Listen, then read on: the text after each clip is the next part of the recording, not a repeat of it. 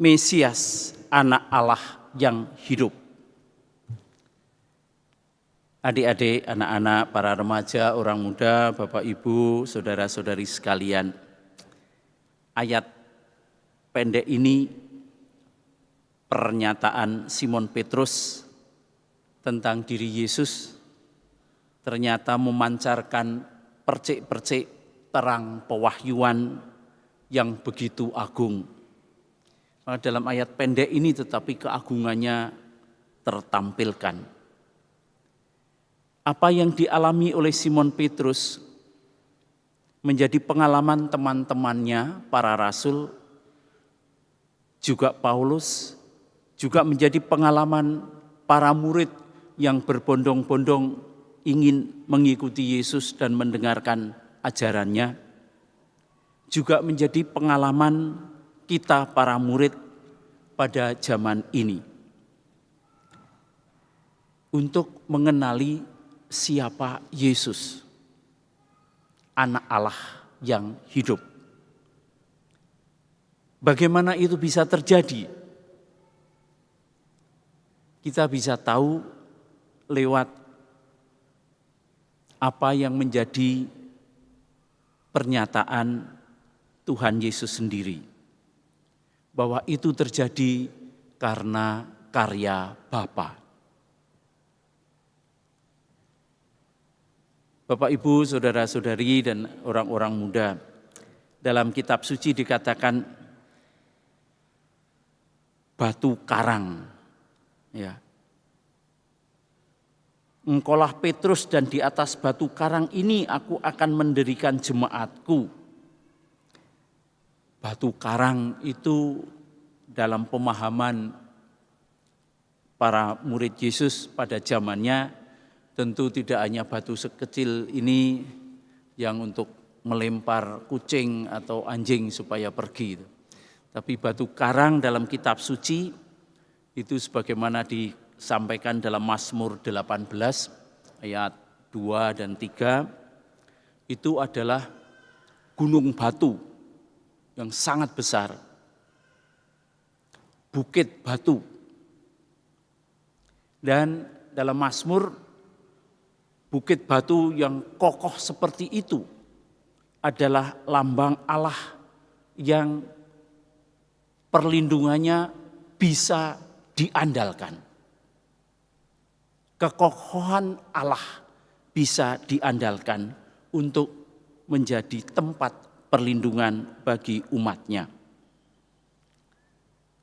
Nah, yang aneh adalah bahwa kalau bukit batu atau bukit batu karang itu dipakai untuk Allah yang bisa melindungi, tetapi oleh Yesus bukit batu ini malah diterapkan pada Petrus.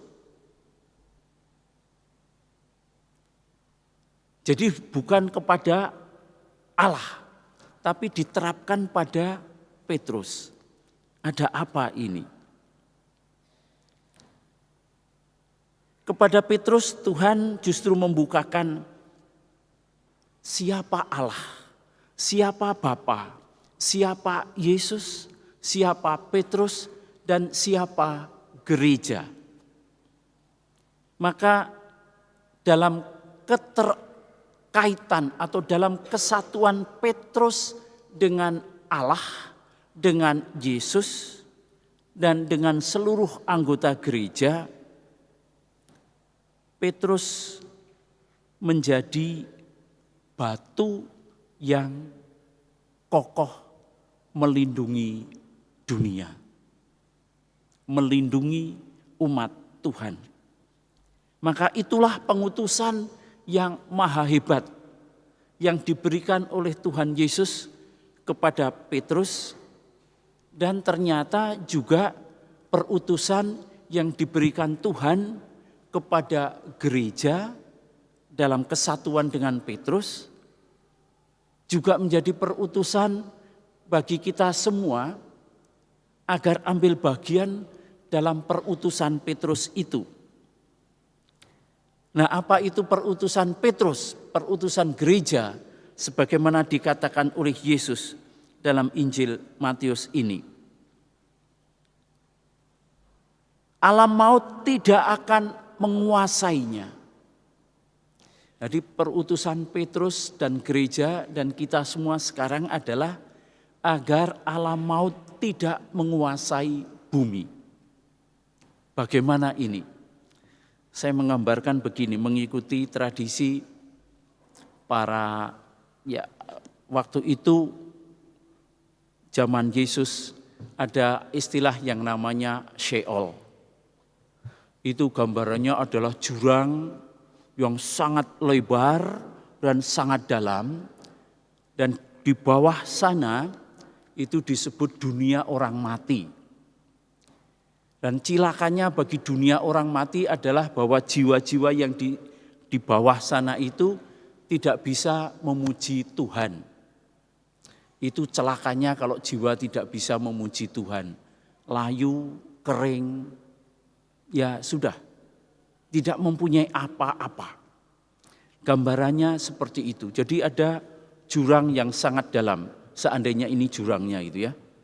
Moga-moga bisa. Nah, di dalam sana, sampai ke dalam sana, itulah Sheol, jurang kematian. Nah, Petrus, bukit batu karang itu berfungsi untuk menutup lubang ini. Kalau lubang ini ditutup sehingga roh-roh gentayangan yang di bawah sana tidak bisa keluar. Orang juga tidak bisa terperosok jatuh.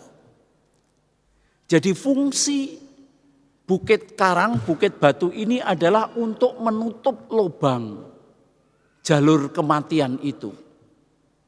Sehingga tidak ada orang jatuh dan roh jahat tidak bisa menggeret manusia untuk jatuh ke dalamnya.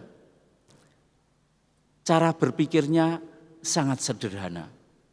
Dan Yesus memaksudkan Petrus sebagai batu karang adalah sebagai batu, bukit batu besar ini menutup jalan menuju kematian. Dan di atasnya aku akan mendirikan jemaatku. Jadi gereja ada di sini. Artinya Bapak, Ibu, saudara-saudari sekalian, anak-anak semua mempunyai fungsi pada bumi dunia ini untuk menutup jalur kematian agar tidak ada orang jatuh, tanda kutip, dalam neraka. Agar roh-roh jahat tidak menguasai manusia. Itu fungsi kita semua sebagai gereja, jalan keselamatan. Panggilan ini, panggilan sebagai anggota gereja, tidak hanya diberikan kepada Petrus, juga diberikan kepada Paulus, juga diberikan kepada para rasul, kepada para paus, dan kepada semua anggota gereja. Maka itulah tugas yang oleh Yesus diberikan kepada Petrus, diberikan kepada para rasul, diberikan kepada Paulus dan kepada kita semua. Maka pada hari ini kita syukuri rahmat perutusan ini. Bagaimana kita bersama dan sendiri masing-masing mengusahakan agar diri kita menjadi sarana agar orang tidak jatuh dalam dosa dan agar roh jahat tidak menguasai orang-orang, sahabat-sahabat, saudara-saudara kita juga.